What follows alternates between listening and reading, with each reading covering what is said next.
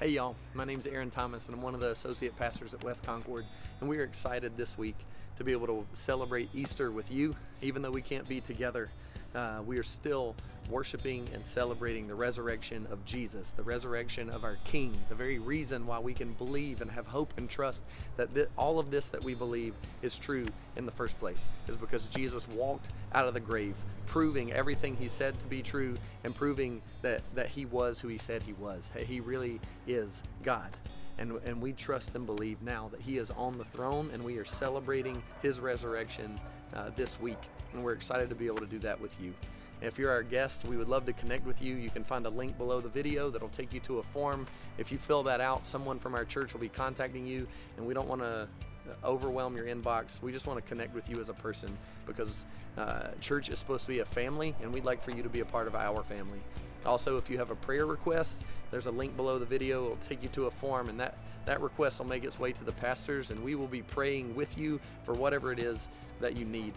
And we have a couple of announcements this week. The first thing, we want to remind you that we are collecting our Annie Armstrong Easter offering today or this week.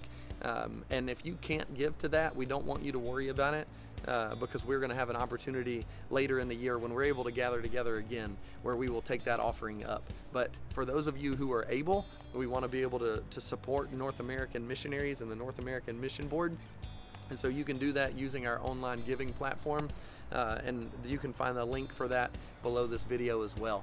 And also today, or this week when you're watching these videos, we're going to be taking communion together, and we really want to take this together. So ideally it'd be Easter Sunday 2020, where at 10:30 in the morning you start watching these videos, and sometime around the same time all of us would be able to take communion together as a body, even though we can't physically be together. But if that's not when you're watching this, that's totally fine. We still encourage you to participate as long as you are a believer. Communion is for believers only, and so if you are not a Christian, we just ask that you just pass through that time, and we ask that respectfully. I want to leave you with some encouragement as you're stuck at home, as we're isolating from one another. These are the words of Jesus spoken in John chapter 16, and this is verse 33 when he says, "In the world you will have tribulation, but take heart, I have overcome the world." And that's what we're celebrating this week, is that Jesus has overcome the world. He overcame the grave 2,000 years ago, and he's coming back to make all things right. All the wrongs he's going to set right, and we rejoice in that together. Take heart, because Jesus has overcome the world. We love you, church.